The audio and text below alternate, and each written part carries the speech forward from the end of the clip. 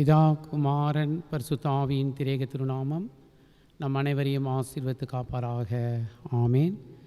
கிறிஸ்துவுக்குள் அன்பார்ந்த திருச்சபை விசுவாசிகளே, உங்களுக்கு அனைவருக்கும் இயேசுவின் நாமத்தினாலே வாழ்த்துக்களை தெரிவித்துக் கொள்கிறேன். கர்த்தருடைய சுத்த கிருபையினாலே நாம் இந்த 2020 ஆண்டு 5வது மாதத்தில் அந்த அதிகாலை வேளையில் 1ஆம் நாளில் பிரவேசிக்கும்படி ஆண்டவர் கிருபை செய்தார். கர்த்தருடைய நாமத்துக்கு ஸ்தோத்திரம்.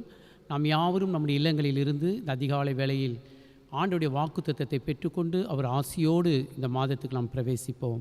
நாம் யாவரும் கண்களை மூடி ஆண்டவரை நோக்கி ஜெபம் செய்வோம். கிருபையும் இரக்கம் நிறைந்த பரிசுத்தமுள்ள பிதாவே, உம்முடைய அளவற்ற கிருபைக்காக நாங்களுமே துதிக்கிறோமே, ஸ்தோத்தரிக்கிறோம் ராஜா. கடந்த மாதம் முழுவதுமா நீர் எங்களோடு கூட இருந்தீர். எங்கள் ஆத்துமத்திற்கும் எங்கள் சரீரத்திற்கும் யாதொரு தீமை வராமல் எங்களை பாதுகாத்தீர்.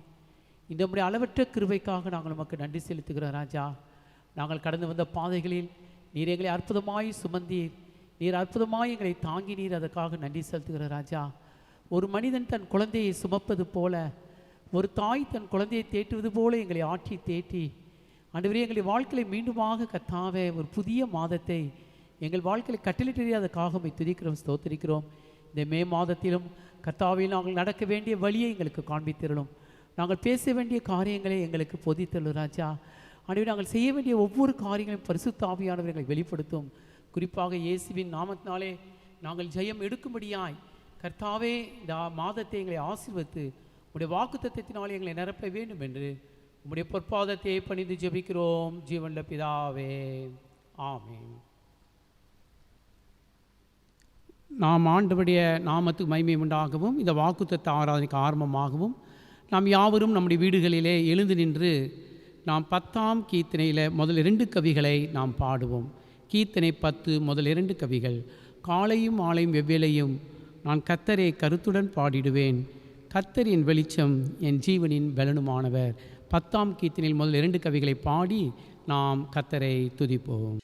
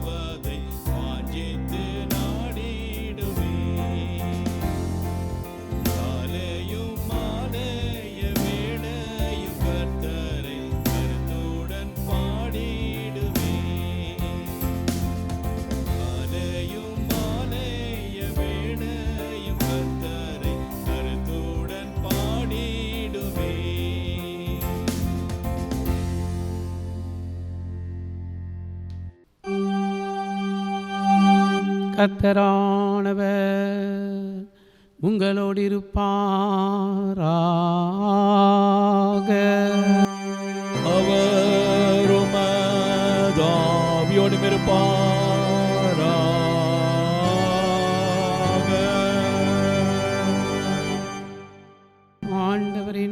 ஜெபம் செய்வோமாக. சர்வத்திற்கும் வல்ல நித்திய பராபரனே, கடந்த மாதம் முழுவதுமாக நீர் எங்களோடு கூட இருந்து எங்கள் ஆத்துமத்திற்கும் சரீரத்திற்கும் யாதொரு தீமை வராமல் பாதுகாத்ததற்காக நாங்கள் உமக்கு தோத்திரங்களை செலுத்துகிறோம். நாங்கள் பிரவேசிக்கிற இந்த புதிய மாதத்தில் பழைய மனிதனை களைந்து போட்டு புதிய ஜீவன் உழவலாய் வாழ்வதற்கு தேவரீர் கிருபை செய்ய வேண்டும் என்று எங்கள் கர்த்தராகிய இயேசு கிறிஸ்துவின் மூலமாய் உம்மை வேண்டிக் கொள்ளுகிறோம். சுவாமி.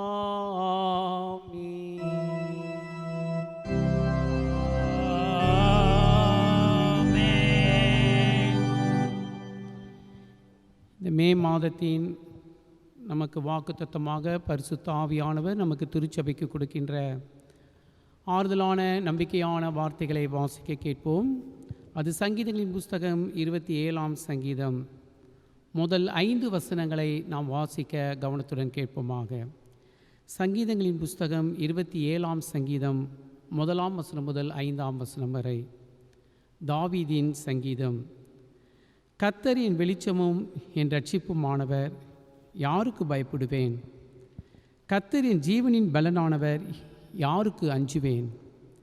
என் சத்துருக்களும் என் பகைஞருமாகிய பொல்லாதவர்கள் என் மாம்சத்தை பட்சிக்க என்னை நெருக்குகையில் அவர்களே இடறி விழுந்தார்கள். எனக்கு விரோதமாக ஒரு பாளையம் இறங்கினாலும் என் இருதயம் பயப்படாது. என் மேல் யுத்தம் எழுப்பினாலும் இதிலே நான் நம்பிக்கையாயிருப்பேன். கர்த்தரிடத்தில் ஒன்றை நான் கேட்டேன், அதே நாடுவேன். நான் கர்த்தருடைய மகிமையை பார்க்கும்படியாகவும் அவருடைய ஆலயத்தில் ஆராய்ச்சி செய்யும்படியாகவும் நான் என் ஜீவனுள்ள நாளெல்லாம் கர்த்தருடைய ஆலயத்தில் தங்கியிருப்பதையே நாடுவேன். தீங்கு நாளில் அவர் என்னை தம்முடைய கூடாரத்தில் மறைத்து என்னை தமது கூடார மறைவிலே ஒளித்து வைத்து என்னை கண்மலையின் மேல் உயர்த்துவார் என்பதே. பிதாவுக்கும் குமாரனுக்கும் பரிசுத்த ஆவியானவருக்கும் மகிமை உண்டாவதாக. ஆதியிலும் இப்பொழுதும் எப்பொழுதுமான சதா காலங்களில் இருக்கிறபடியே ஆமேன். அருமையான ஆண்டவருடைய அடியார்களே, நாம் யாவரும் நம்முடைய இல்லங்களில் இருந்தவாறே எழுந்து நின்று இந்த அதிகாலை வேளையில் உலகமெங்கும் கர்த்தரை ஆராதித்து கொண்டிருக்கிற சகல பரிசுத்தவான்களோடும் விசுவாசிகளோடும் நம்முடைய கிறிஸ்தவ விசுவாசத்தை ஆவியில் ஒருமனப்பட்டவர்களாய் நாம் பயபக்தியுடன் அறிக்கை செய்வோம். வாருங்கள். பரலோகத்தையும் பூலோகத்தையும் படைத்த சர்வத்திற்கு வல்ல பிதாவாகிய பராபரனை விசுவாசிக்கிறேன். அவருடைய ஒன்றான குமாரனாகிய நம்முடைய நாதர் இயேசு கிறிஸ்துவை விசுவாசிக்கிறேன். இவர் பரிசுத்த ஆவியினால் கற்பமாக உற்பவித்து கனிமரியாளிடத்தில் பிறந்து பொந்திய பிலாத்தின் கீழ் பாடுபட்டு சிலுவையில் அறைந்து மரித்து அடக்கம் செய்யப்பட்டார். பாதாளங்களில் இறங்கி 3ஆம் நாள் மரித்தோரிடத்திலிருந்து உயிர்த்தெழுந்தருளினார். பரமண்டலத்துக்கு ஏறி சர்வத்திற்கு வல்ல பிதாவாகிய பராபரனின் வலது பார்சத்தில் வீற்றிருக்கிறார். அவ்விடத்தில் ஜீவனோரையும் மரித்தோரையும் நியாயம் தீர்க்க பரிசுத்த ஆவியானவரை விசுவாசிக்கிறேன். பொதுவான பரிசுத்த சபையும் பரிசுத்தவானுடைய ஐக்கியமும் பாவ மன்னிப்பும் சரீர உயிர்த்தெழுதலும் நித்திய ஜீவனும் முன்னாடி விசுவாசிக்கிறேன். ஆமேன். நாம் அறிக்கை செய்த இந்த உண்மையான விசுவாசத்தில் நாம் மரணம் பரியந்தமும் என்ன சோதனைகள் கஷ்டங்கள் வந்தாலும் ஒருபோதும் இந்த விசுவாசத்தை விட்டு வழி விலகி விடாமல் நாம் ஜெயம் எடுப்பதற்கு பரிசுத்த ஆவியானவர் தாமே உங்கள் அனைவருக்கும் கிருபையும் ஒத்தாசையும் செய்வாராக. ஆமேன். பிரியமானவர்களே, மீண்டும் நாம் கர்த்தருடைய வார்த்தையை கேட்கும் வண்ணமாக 245ஆம் நாணப்பாடலில் 1ஆம் கவியையும் 3ஆம் கவியையும் பாடுவோம். 245ஆம் நாணப்பாடலில் 1ஆம் கவியையும் 3ஆம் கவியையும் பாடுவோம். இம்மட்டும் தேவ கிருபை அடியனை ரட்சித்து இக்கட்டிலும் என் ஜீவனை அன்பாய் பராமரித்து மாதயவாய் நடத்திட்டு இம்மட்டும் சுவாமி எங்களுக்கு சகாயம் செய்து வந்தார்.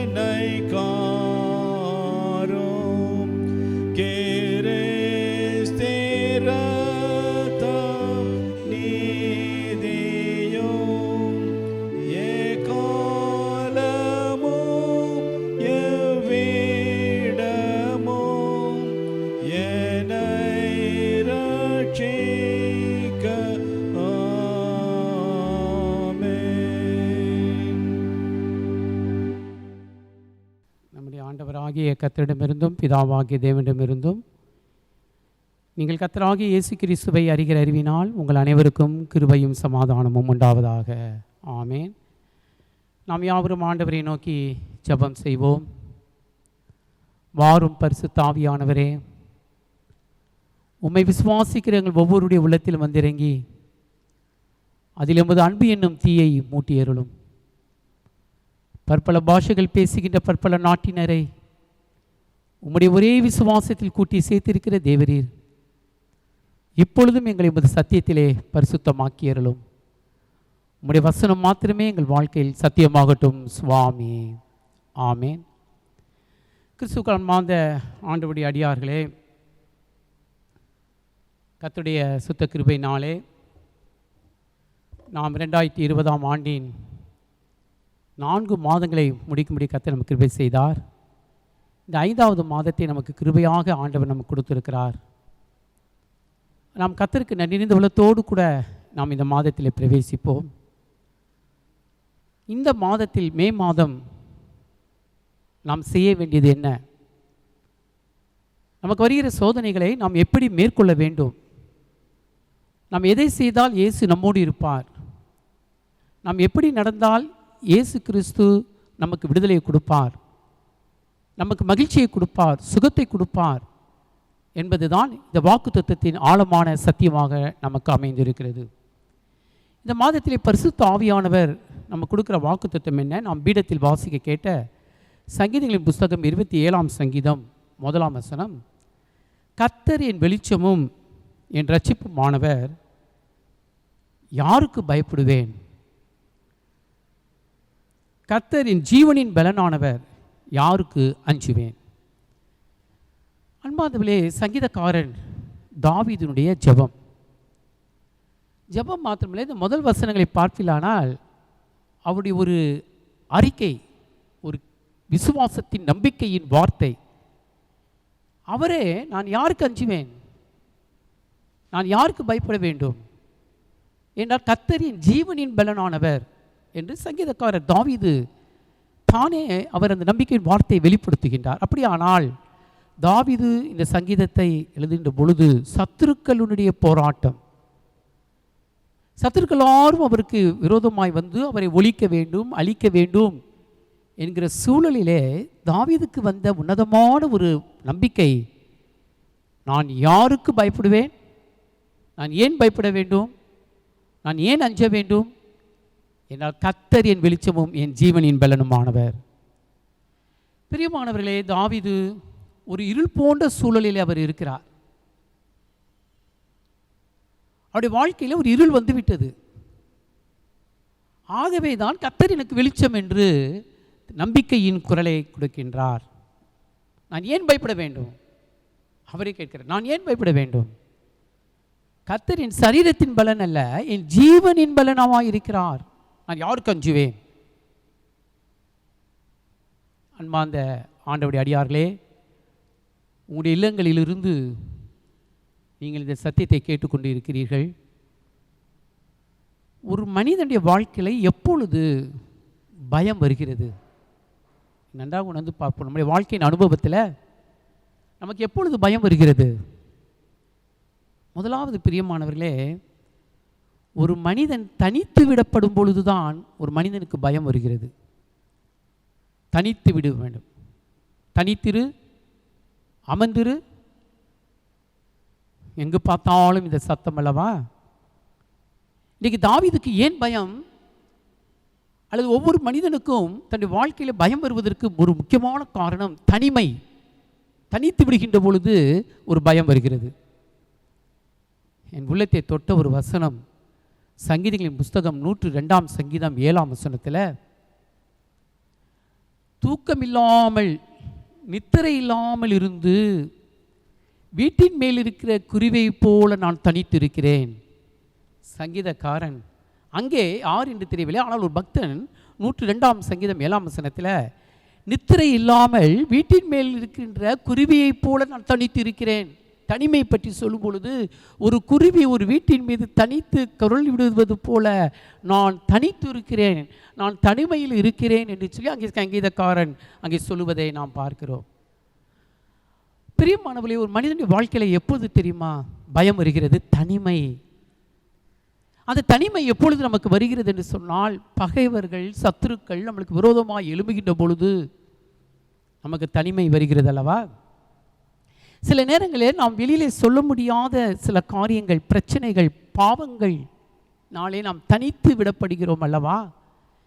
நான் நித்திரை இல்லாமல் வீட்டின் மேல் இருக்கிற குருவியைப் போல தனித்திருக்கிறேன் என்று இங்கே சங்கீதக்காரன் சொல்லுகிற அந்த வசனத்தை பார்க்கும் பொழுது, இங்கே தாவீது 27ஆம் சங்கீதத்தில் நான் ஏன் பயப்பட வேண்டும், ஏன் அஞ்ச வேண்டும் என்று சொல்லுகிறார். தனிமை ஒரு மனிதனை பயத்தில் தள்ளுகிறது.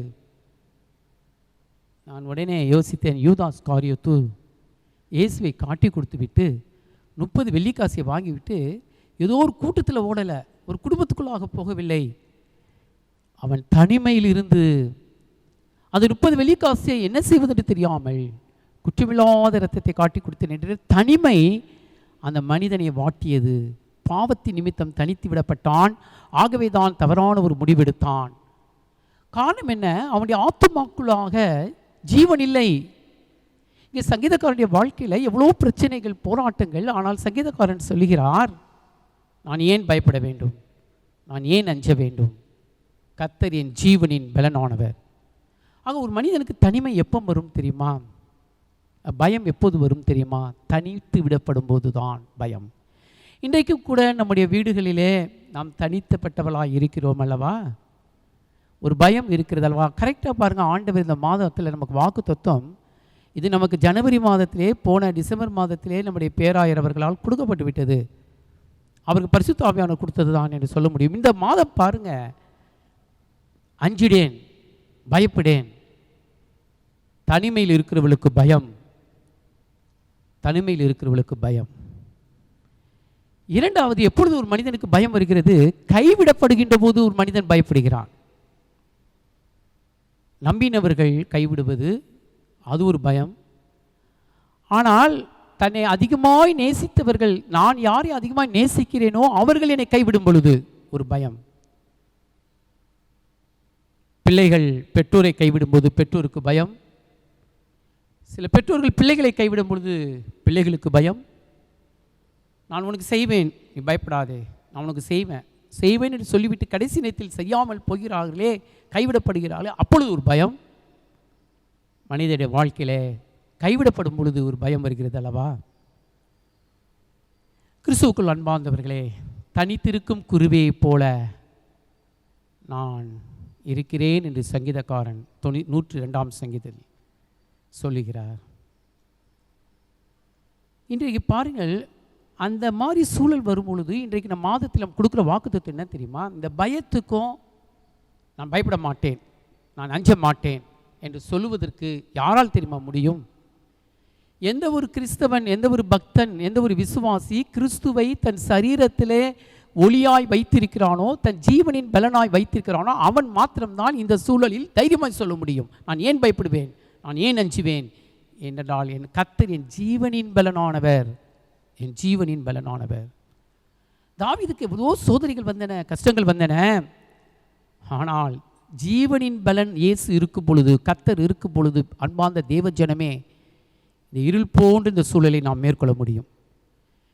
இன்றைக்கு உலகமே கதறி கொண்டிருக்கிறது, அழுது கொண்டிருக்கிறது, பயந்து கொண்டிருக்கிறது என்றெல்லாம் சொன்னாலும், ஒரு உண்மையான கிறிஸ்தவன், தன்னுடைய சரீரத்துக்குள்ளாக கிறிஸ்துவின் ஆவியை பெற்றிருக்கிற ஒரு கிறிஸ்தவன் தைரியமாய் சொல்ல முடியும், நான் ஏன் அஞ்சுவேன், நான் ஏன் பயப்படுவேன், கர்த்தரின் வெளிச்சமானவர், என் ஜீவனின் பலனானவர். உங்கள் ஜீவனுக்கு அவர் பலனாய் இருப்பாரானால் இந்த சூழலிலே நாம் பயப்பட தேவையில்லை. பிரியமானவர்களே, அது இப்படிப்பட்ட சூழல் நமக்கு இருக்கலாம், எதிர்காலத்து குறித்த கவலை இருக்கலாம், பயம் இருக்கலாம், உண்மைதான். ஆனால் ஒன்று மாத்திரம் இந்த மாதம் நம்ம கொடுக்குற வாக்குத்தத்தம் என்ன தெரியுமா?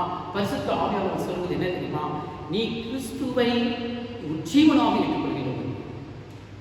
கிறிஸ்து நமக்குள் இருக்கும்போது, கிறிஸ்துவின் ஆவி நமக்குள் இருக்கும் பொழுது, நான் அஞ்சிடேன், நான் பயப்படேன் என்று சொல்லிவிட்டு இந்த மாதத்தை நாம் போகிறோம். ரோமர் 8ஆம் அதிகாரம் 11ஆம் வசனத்தில், அன்றியும் இயேசுவை மரித்தோரிலிருந்து எழுப்பிவிட ஆவி உங்களில் வாசமாயிருந்தால், கிறிஸ்துவை மரித்தோரிலிருந்து எழுப்பினவர் உங்களில் வாசமாயிருக்கிற தம்முடைய ஆவியினாலே சாவுக்கேதுவான உங்கள் சரீரங்களை வீழ்ப்பிப்பார். பவுல் அழகாக சொல்கிறார். ஆகவே கிறிஸ்துவை மரித்தோரின் எழுப்பினுடைய ஆவி நமக்குள் வாசமாக இருக்குமானால் அந்த ஆவியினாலே தேவன் நம்முடைய சரீரத்தை சாவுக்கு எதுமான பலவீனமான பயந்து கொண்டிருக்கின்ற கவலையோடு இருக்கிற நம்முடைய சரீரத்தை அவர் உயிர்ப்பிப்பான். இந்த 27ஆம் சங்கீதமும் ரோமர் 8ஆம் அதிகாரம் 11ஆம் வசனத்தை வாசித்து பார்க்க வேண்டும். அது உன்னதமான ஒரு அனுபவம். பரிசுத்த ஆவியானவராக நமக்கு கிடைக்கின்ற ஒரு அனுபவத்தை தான் பவுலடிகளார் அழகாக சொல்கிறார். அந்த அனுபவத்தை பவுல் பெற்றதான் தான் எத்தனை சோதனைகள் கவலைகள் பவுலிய வாழ்க்கையில் வந்தபோது கூட அவர் பயப்படவில்லை. ஏனென்றால் கிறிஸ்துவை உயிரோடு எழுப்பினவருடைய ஆவி ரோமர் 8ஆம் அதிகாரத்தில் அன்றியும் இயேசுவை மரித்தோரில் எழுப்பினுடைய ஆவி உங்களில் வாசமாயிருந்தால் கிறிஸ்துவை மரித்தோரில் எழுப்பினவர் உங்களில் வாசமாயிருக்கிற தம்முடைய ஆவினாலே உங்களை உயிர்ப்பிப்பார். அதுதான் இங்கே சங்கீதக்காரன் பழைய ஏற்பாட்டில் 27ஆம் சங்கீதத்தில் சொல்கிறார், நான் அஞ்சினேன், நான் பயப்படேன், ஏனென்றால் என் ஜீவனின் பலன் கிறிஸ்து கத்த தாவீது சொன்னார். பயப்படுங்க, எவ்வளவு பெரிய பாலம் விளைக்கிறான், விரோதமாய் பாளையம் இறங்கினான், ஒன்று செய்ய முடியாது. அந்த நம்பிக்கையிலே இந்த மாதத்தை நாம் சேர்ந்து கொள்ள வேண்டும். தீங்கு நாளில் அவர் என்னை தம் கூடாரத்தில் மறைத்து நம்மை கூடாரத்தில் நம்மை ஒழித்து வைத்து அவர் நம்மை காக்கிறார். கிறிஸ்துவமாகவே ஆகவே கர்த்தர் தாமே மாதத்தில் உங்களுக்கும் எனக்கும் இந்த சத்தியத்தை நம்முடைய வீடுகளில் கேட்டுக்கொண்டிருக்கின்ற உங்கள் பிள்ளைகளுக்கும் உங்களுக்கும் பிரியமானவர்கள் இயேசு கிறிஸ்து மாதத்தில் வெளிச்சமாக இருக்கும். நிச்சயமாகவே அந்த வெளிச்சத்தை பெற்றுக்கொள்வோமா? சங்கீதக்காரன் 18ஆம் சங்கீதம் 28ஆம் வசனத்தில் தேவரீரின் விளக்கை ஏற்றுவீர், என் கர்த்தர் என் இருளை வெளிச்சமாக்குவார். எல்லாரும் சத்தமாக சொல்லுவோம். தாவீது சொன்ன இந்த வார்த்தை அங்கே சங்கீதம் 18ஆம் சங்கீதம் 28ஆம் வசனத்தில் தேவரீர் என் விளக்கை ஏற்றுவீர், தேவனாகிய கர்த்தர் என் இருளை வெளிச்சமாக்குவார். இந்த மாதம் நமக்கு ஜெயம் எடுக்க வேண்டுமானால் நம்முடைய நம்பிக்கையின் வார்த்தை, விசுவாச வார்த்தை நாம் அறிக்கை செய்துவிட்டு நாம் செல்ல வேண்டும். தயவு செய்து இருளை பார்க்க வேண்டாம், எவ்வளவு நாள் அடைப்படுதல் என்று பார்க்க வேண்டாம், எதிர்காலத்தில் வருகிற கஷ்டங்களை பார்க்க வேண்டாம். ஒன்றே ஒன்று சொல்லுவோம், நான் ஏன் பயப்படுவேன், நான் ஏன் அஞ்சுவேன், என் ஜீவனின் பலன் என் கர்த்தர். நான் எனக்கு விரோதமாக எத்தனை பேர் பாளையம் இறங்கினாலும் நான் பயப்படேன், கர்த்தர் எனக்கு விடுதலை கொடுப்பார். என் நம்பிக்கையை நாம் ஜெயம் எடுக்க வேண்டும். கடைசியாக யோவான் 12ஆம் அதிகாரம் 36ஆம் வசனத்தில் ஒருவன் என்னை பின்பற்றினால் அவன் இருளில் நடந்தாலும் இடர மாட்டான். கிறிஸ்து உனக்கு வெளிச்சமாக இருக்கிறாரா? இயேசு கிறிஸ்து உங்கள் வீட்டிலே வெளிச்சமாக இருக்கிறாரா? உன் சரீரத்திலே கிறிஸ்து வெளிச்சமாக இருக்கிறாரா? இருப்பாரானால் அந்த அனுபவத்தை நீங்கள் பெற்றிருப்பீர்களானால், அந்த பரிசுத்த ஆவியின் வெளிச்சத்தை நீங்கள் பெற்றிருப்பீர்களானால் இந்த மே மாதம் நமக்கு வெளிச்சமாக இருக்கும். நிச்சயமாகவே பிரியமானவர்களை பாருங்கள், கர்த்தர் ஒரு புதிய வழியை உங்களுக்கு உண்டாக்குவார். அந்த நம்பிக்கையோடு கூட நாம் இந்த மாதத்தில் பிரவேசிப்போம். பரிசுத்த ஆவியானவர் சொல்கிறார், பயப்படாதே, நான் உன்னோடு இருக்கிறேன், அதெல்லாம் உண்மைதான், உன்னை கைவிட மாட்டேன், உண்மைதான், உனக்கு ஆற்றுவேன், உண்மைதான். ஆனால் இயேசு உங்கள் ஜீவனின் பலனாக இருக்கும்போது தான் நீங்கள் அந்த விடுதலை பெற்றுக்கொள்ள முடியும், அந்த ஆசீர்வாதத்தை பெற்றுக்கொள்ள முடியும். ஆகவே குடும்பமாய் கணவன் மனைவி பிள்ளைகளாய் எங்கள் வீடுகளில் இந்த மாதம் 1ஆம் தேதியில் அமர்ந்து, இயேசுவே நீர் என் உள்ளத்தில் வாரும், எங்கள் குடும்பத்தில் வாரும், எங்களை வெளிச்சமாயிரும், நாங்கள் இந்த இருளை ஜெயமெடுக்கும்படியாய் தேவரீர் எங்கள் விளக்கை ஏற்றும் என்று சொல்லி நாம் பரிசுத்த ஆவியின் ஆளுகைக்கு ஒப்புக் கொடுப்போம். கர்த்தர் இந்த மாதத்தில் இந்த வாக்குத்தத்தத்தை கொண்டு நம்மை ஆசீர்வதித்து பலப்படுத்தி காப்பாராக. ஆமேன். நம்ம எல்லாரும் கண்களை மூடி ஆண்டவரை நோக்கி ஜெபம் செய்வோம். பரிசுத்த ஆவியானவரே, உம்முடைய கிருபைக்கும் இரக்கத்திற்கும் ஒப்புக் கொடுக்கிறோம். ஆவியானவர் எங்கே உண்டோ அங்கே விடுதலை உண்டு. கர்த்தருடைய ஆவி எங்கே உண்டோ அங்கே சமாதானம் உண்டு. குமாரன் உங்களை விடுதலை ஆக்கினால் மெய்யாகவே விடுதலை ஆவீர்கள். ஸ்தோத்திர ராஜா. கர்த்தர் என் வெளிச்சம், என் கீதமானவர், என் ஜீவனின் பலனானவர். நான் யாருக்கு பயப்படுவேன், யாருக்கு அஞ்சுவேன் என்று சொல்லி நாங்கள் தாவீதைப் போல ஜெயம் எடுத்து இந்த மே மாதத்துக்குள் பிரவேசிக்க எங்கள் கிருபை செய்தருளும். ஆண்டவரே, உம்முடைய கிருபைக்கும் இரக்கத்திற்கும் எங்களை சபை மக்கள் எல்லாரையும் ஒப்புக் கொடுக்கிறோம் ராஜா. பரிசுத்த ஆவியானவர் ஜெயமடிப்பீராக. இந்த மே மாதத்தில் உங்களை நம்பி நாங்கள் போகிறோம். இந்த ஏப்ரல் மாதம் 1ஆம் தேதி கூட நாங்கள் எவ்வளோ வேதனையோடு தான் நுழைந்தோம். ஆனால் எங்களை அற்புதமாய், அதிசயமாய், ஆச்சரியமாய் ஆண்டவரே நீர் எங்களை வழி நடத்தினீர். வெறும் பிரச்சனைகளையும் பார்த்து கொண்டிருக்கிறோம். ஆனால் எங்கள் வீட்டிலிருந்து இயேசு, எங்கள் காயப்பட்ட இயேசு, எங்கள் ஜீவனை கொடுத்த இயேசு எங்களோடு கூட இருக்கிறீர் என்று சொல்லி நாங்கள் இது இருள் சூழ்ந்த உலகத்தில் நாங்கள் செலுத்திருக்கிறோம். நீர் எங்கள் வெளிச்சமாயும் எங்கள் ஜீவனின் பலமாயும் எங்கள் அடைக்கலாத திருச்சபை ஒவ்வொரு குடும்பங்களையும் இயேசுவின் நாமத்தினாலே இரத்தத்தினாலே நாங்கள் விடுதலை செய்கிறோம். எங்களுக்கு எல்லா சபை மக்களையும் நாங்கள் விடுதலை செய்கிறோம். இயேசுவின் இரத்தத்தினாலே உயிர்த்தெழுந்த இயேசு வல்லமையினாலே எல்லா வியாதிகளுக்கும் பலவீனங்களுக்கும் விலக்கிப்பாங்க. விசுவாசிகளின் அந்தகார சக்திகள் எங்கள் விசுவாசிகளை தொடாதவே தேவன் பார்க்கிறோம். யாரெல்லாம் நோக்கி கூப்பிடுகிறாரோ பரிசுத்த ஆவியானவர் பரலோகத்திலிருந்து தூதர்களை அனுப்பி எங்கள் ஒவ்வொருடைய வீடுகளிலும் தூதர்களை நிறுத்துகிறார்கள். கொள்ளை நோய்கள் அனுபவங்களை பார்த்துக்கொள்ளும். எங்களுக்காக மாத்திரமல்ல, எங்கள் நாட்டு மக்களுக்காக நாங்கள் செபிக்கிறோம். அப்பா, ஒவ்வொருவரையும் மீட்டுக் கொள்ளும். இது நல்ல நேரம். எங்களை நாங்கள் சோதித்து பார்க்கிறீங்க. நாங்கள் செய்வது சரியா இல்லையா என்று சோதித்து பார்க்கிறோம். எங்களுடைய வாழ்க்கை உண்மையாக இருக்குதா என்று யோசித்து பார்க்கிறோம். எங்களுக்கு ஒப்பு கொடுத்து நாங்கள் ஜெயமெடுத்து வைத்தோம். கட்டாவே எங்கள் இந்திய நாட்டின் பிரதமர், துணை பிரதமர், ஜனாதிபதி, மத்திய அமைச்சர்கள், இராணுவ அதிகாரிகள், போலீஸ் அதிகாரிகள், மருத்துவ அதிகாரிகள் எல்லாரும் ஒப்பு கொடுக்கிறோம். ராஜா, நல்ல நாணத்தை கொடுக்கிறோம். நாங்கள் எப்படி அரசாட்சி சமாதானமாக குடியிருக்க பிரசுத்தாவியாக எங்களை தமிழ்நாட்டின் முதலமைச்சர், துணை அமைச்சர், அமைச்சர்கள், எம்எல்ஏக்கள், போலீஸ் அதிகாரிகள், டாக்டர்ஸ், நர்சஸ், அதற்கு சில ஹாஸ்பிட்டல் டிஸ்பென்சரி இருக்கிறார்கள். எல்லாரையும் ஆசிரியர் இந்த காலங்களிலே கட்டான நேரத்தில் இயேசுவின் இரத்தத்தை நாங்கள் தெளிக்கிறோம். ராஜா, மருத்துவர்களை தேவி நாணத்தை சுகத்தை பலத்துக்கு விசேஷமாக ஆதரிக்கிறோம். எல்லா துறையிலும் வேலை செய்ய ஆசிரியர்கள். நாங்கள் எல்லாரும் இந்த ராஜ்யத்திலே சமாதானமாய் குடியிருக்க வைத்தார். எங்கள் சென்னை மாநகரை கிருமியாய் கொண்டிருப்பார். ஆண்டவரே, நீர் இறங்கும். ஒரு ரத்தத்தை தெளிக்கிறோம். பரிசுத்த ஆவியானவர் செய்கிறார்கள். ஆண்டவரே, விடுதலைக்காக நம்ம காத்திருக்கிறோம். எங்கள் குற்ற குறைகளை ஒரு விஷயமாய் மன்னிக்கிறார். நான் பயப்படேன், அஞ்சேன். கர்த்தர் என்னோடு இருக்கிறார். கர்த்தர் ஜீவனில் பலனாளர் என்று சொல்லி மே மாதத்தை ஜெயமெடுத்திருக்கிறார். ஆண்டவரே, எங்களை தமிழ் சுவிசேஷர்கள் திருச்சபையுடைய பேராயர், ஆலோசனை சங்கத்தார், எங்கள் திருச்சபையிலே முடிவு செய்யும் குருமார்கள், வேதாந்தங்கள், எவாஞ்சலிஸ்ட் எல்லாருக்கும் ஜெபிக்கிறோம். ஆண்டவரே, எங்கள் சபை மக்கள் எல்லா குருசர்களுக்காக ஜெபிக்கிறோம். எல்லா சபைகளுக்காக ஜெபிக்கிறோம். எல்லா சபைகளும் ஆசிரியர் பரிசுத்த ஆவியானவரே, இரத்த போட்டிகள் ஒப்புக்கொள்கிறோம். இந்த மாதம் முழுவதும் படிக்கிறோம்.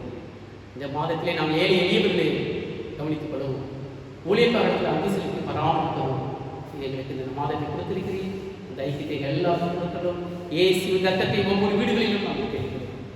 கட்டாவே எங்கள் திருச்சபையில் இருக்க கோயில் பிள்ளைகள், அவர் ஒர்க்கர்ஸ் எல்லாரையும், செக்யூரிட்டி அவர்களையும் அவர் குடும்பங்களுக்காக ஜெபிக்கிறோம். ஆசீர்வாதம் இயேசு இரத்தம் செய்யும். இயேசு நாமத்தில் ஜெபிக்கிறோம். ஜீவனுள்ள பிதாவே, ஆமென். நம்முடைய கர்த்தராகிய இயேசு கிறிஸ்துவின் வைத்தியதாவாகிய பரிசுத்தாவியை நினைக்கிறோம். பிரியமானவர்கள் அனைவரோடும் உங்கள் இல்லத்திலேயும் உங்கள் பிள்ளைகளோடும் இந்த ஆசீர்வாதம் காப்பாராக. ஆமென், ஆமென். நாம் மீண்டும் ஆண்டவருடைய நாமத்துக்கு மகிமை உண்டாக 130ஆம் நாணப்பாடலில் முதல் 2 கவிகளை பாடுவோம். நாணப்பாடல் 130 முதல் 2. நான் தேவரீரை கர்த்தரில் இருப்பேன் அடியேன், நான் எல்லாரும் உண்மையை அறிக்கை பண்ணுவேன். 130ஆம் நாணப்பாடல் 2 கவிகளை பாடுவோம். இது காணிக்கை நேரம். இப்பொழுது நீங்கள் எல்லாரும் உங்கள் இல்லங்களில் இருக்கிற அப்படின்னாலே நீங்கள் உங்கள் காணிக்கையை நீங்கள் ஆலயத்துக்கு வரும்போதோ அல்லது நம்முடைய ஆன்லைனில் இருக்கிற அக்கௌண்ட்ஸ்களை நீங்கள் போடும்படி கேட்டுக்கொள்கிறோம். அது மாத்திரமல்ல, சபையாருக்கு அறிவிப்பு, நீங்கள் வீடுகளில் இருந்து தயவு செய்து கேட்டுக்கொள்ளுங்கள். குறிப்பாக இந்த நாளிலே பிரியமானவர்களே, நீங்கள் இந்த கொரோனா அந்த வியாதிக்காக, கொள்ளை நோய்க்காக நாம் ஏழைகளுக்கு உதவி செய்திருக்கிறோம். ஆகவே உங்களுடைய நம்முடைய சர்ச் அக்கௌண்ட் நம்பர் இருக்கிறது, அதை நீங்கள் கொடுங்கள். அதை வைத்து நாம் எல்லா ஏழைகளுக்கு உதவி செய்யலாம். நாம் மேலிடத்திற்கு அனுப்பலாம். உற்சாகம் ஜெபிங்க. இயேசு இரத்தத்தினாலே உங்களை பாதுகாத்துக் கொள்ளுங்கள். தைரியமாக எங்கள் வீட்டில் இயேசுவோடு இருக்கிறார். இப்போது நான் 130ஆம் நாணப்பாடல் முதல் 2 கவிகளை பாடலாம்.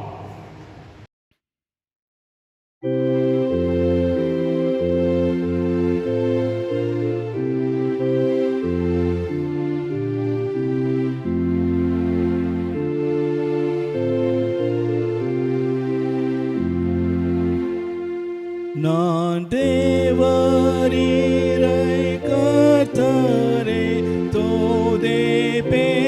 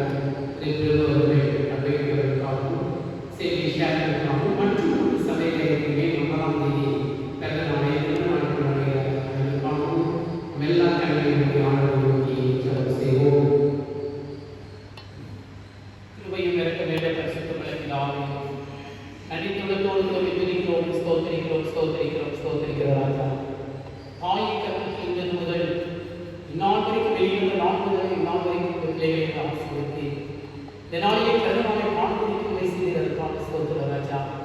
ஆண்டவரே, தாய் கர்ப்பத்தில் இருக்கிற நீரே, தாய் கர்ப்பத்தில் வெளிவந்த நாள் முதல் இங்கு சுமந்து வருகிறேன். இந்த நாளிலே கருணாவை கொண்டாடுகிற எங்கள் சபை மக்கள் அனைவரையும் கருத்து மற்றவர்களுக்கும் கருத்து கொடுக்கிறோம். எந்தெந்த சபை குமார்கள் நாளில் கருணாவை கொண்டாடுகிறோம் ஸ்தோத்திரிக்கிறோம். இயேசு நாளை முத்திரை செய்யும் உனக்கு இருக்கிற பலத்தோடு கூட அனைத்து மாணவராக சொல்லி தெரியாமல் அனுப்பியது. திருமண நாளை கொண்டாடி மரியாதையாக சொல்லிக்கிறோம். கணவன் மனைவியாய் ஒருவர் வாழ்க்கை சுமந்து நல்ல கிறிஸ்தவ மனைவியாய் வாழ்வோம் சாட்சியாக இருக்க நம் அநேகமான நிலவான ஆசீர்வதிக்கிறோம். வியாதியாக இருக்கிறவர்கள் விளைவை கொண்டிருக்கிறவர்கள் தங்களுக்காக ஜபம் செய்திருக்கிற அனைவரும் இயேசுவின் இரத்த கோட்டை கொண்டிருக்கிறோம். இயேசுவின் இரத்த ஜெயம். இயேசுவின் நாமத்தில் ஜெபிக்கிறோம் ஜீவனுள்ள பிதாவே, ஆமென். நாம் சேர்ந்து கர்த்தருடைய ஜெபத்தை பயபக்தியோடு கூட ஏற்போம். பரமண்டலங்களில் இருக்கிற பிதாவே, உம்முடைய நாமம் பரிசுத்தப்படுவதாக, உம்முடைய ராஜ்யம் வருவதாக, உம்முடைய சித்தம் பரமண்டலங்களில் செய்வது போலவும் செய்யப்படுவதாக. அன்னைக்கு வேண்டிய அக்கத்தை எடுத்துதான் எங்களுக்கு விரோதமாக குற்றம் செய்து நாம் மனிதர்களோடு பாவம் தவிர்த்து எங்களை சோதனைக்கு பண்ணாமல் தீமை ரசிக்கிறது. ராஜ்யம் வல்லமை மிகுந்தது என்னென்னைக்கு விடுவிலே சுவாமி. ஆமென்.